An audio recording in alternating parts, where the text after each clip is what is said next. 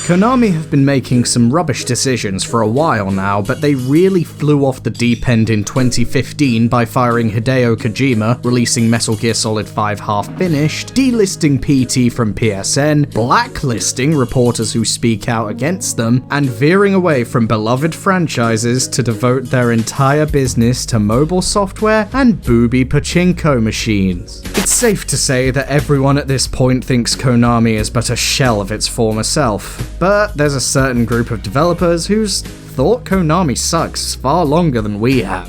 In 1992, a group of Konami employees reportedly tired of creating sequels and predictable mass-market titles left the company and started their own, naming it Treasure Co. Limited. In the years to come, many of their games have become cult classics like Dynamite Heady, Mischief Makers, Silhouette Mirage, Radiant Silvergun, Ikaruga, Astro Boy Omega Factor, Stretch Pat. Okay, maybe not that one. Their work has some very distinctive traits, and nowhere are these more prevalent than in their very first release, 1993's Gunstar Heroes for the Mega Drive.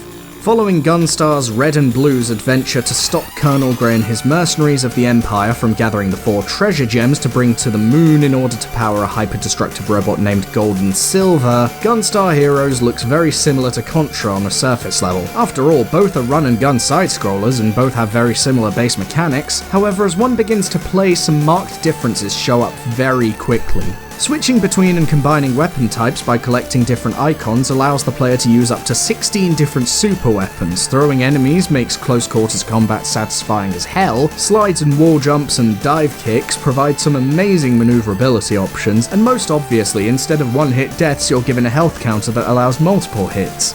Make no mistake though, just because you're allowed multiple hits, this doesn't make Gunstar Heroes an easy ride. The sheer numbers of enemies on screen make progression through the stages often a challenge of crowd control and clearing yourself a path like a machine gun wielding Moses, all to make your way to one of the frequent and intense boss fights. Hell, 2/3 of the third stage is devoted to a 7-phase boss fight. You'd think some of these would lose their luster after a while, and yet somehow it manages to up the ante with every single one, all the way up to Gold and Silver himself. Part of this is because of the outstanding visual effects this title presents. On a system with no hardware support for sprite scaling and rotation, Treasure somehow managed to create huge, segmented, robotic monstrosities that move quickly and fluidly with detailed backgrounds blazing past behind.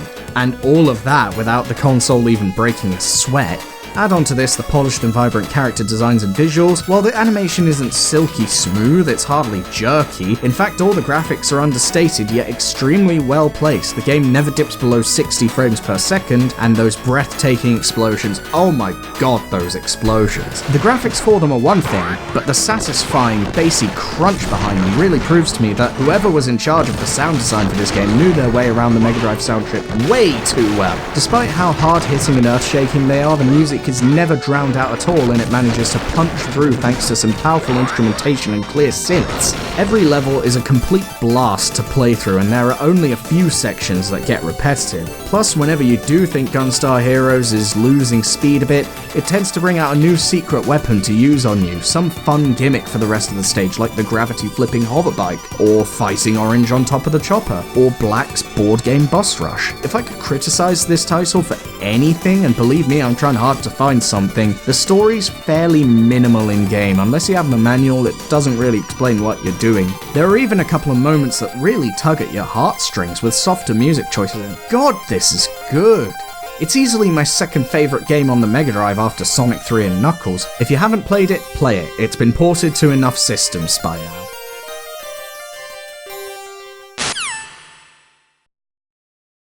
So given that Treasure had such a gem on their hands, you think they'd give people more, right? Nope.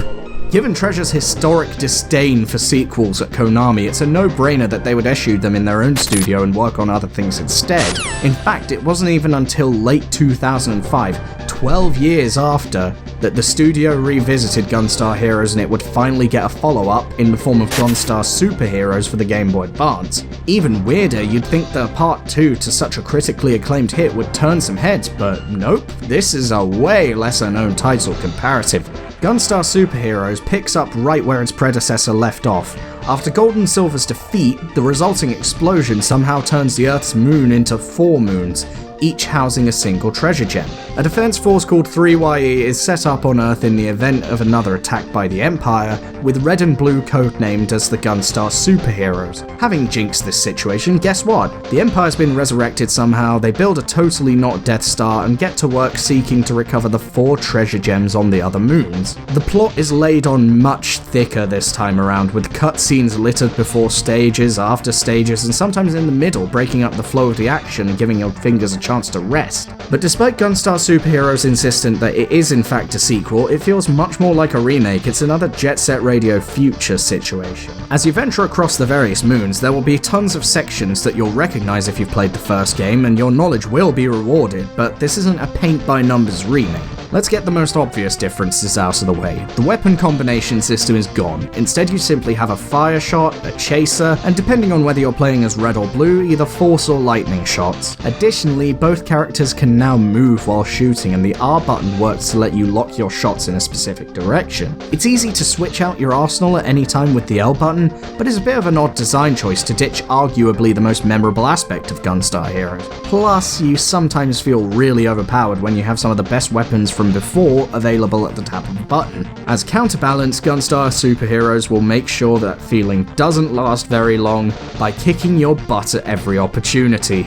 While yes, you have more frequent checkpoints, those checkpoints save your health as well as your progress. So imagine you make it to a boss fight with 9 HP. Instead of being able to restart the boss fight after death with full health as you could before, you can only restart with that 9 HP, which can make things a little annoying. It's probably best to say forget it in that scenario and just redo the previous section, hopefully finishing it with a bit more this time. As mentioned previously, there are a ton of callbacks to the original game in this one. Moon 1 is essentially copied verbatim from the ancient ruins at certain points. Go through a tribal village, fight Papaya Dance, climb a pyramid, fight Bravo Man, and all the tactics you used before will work here too.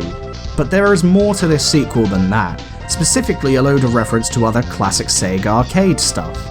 Afterburner, Space Harrier, Flicky, Super Thunderblade. I mean, sure, Sega published this, but it does seem weird that these are in here. Not that I'm complaining, I love these games. Graphically, Gunstar Super Heroes is a massive step up, as it should be when going from a 16-bit system to a 32-bit one. Animation's more fluid and smooth, colors are brighter, and if you found the sprite scaling and rotation effects dazzling before, then you're in for a treat here, especially in areas where the whole world can rotate around you. It's an absolute hoot. Sound is good as well, with a lot of familiar melodies returning and some new ones fitting in perfectly with familiar tunes, but unfortunately the audio in general is a bit more muffled, but I guess that comes with the GBA more than anything. It was never known for having a powerful sound chip. With all that said, Gunstar Super Heroes is in many ways a fantastic sequel, but falls just short as far as I'm concerned. Both this title and its prequel are easily some of the best highlights for their respective systems, but Gunstar Heroes just barely comes out on top thanks to the weapon mixing mechanic and its freshness in comparison. However, Gunstar Super Heroes is definitely still worth a play, especially if you've either never played the first or you're itching for more after completing that game. Give them both a try.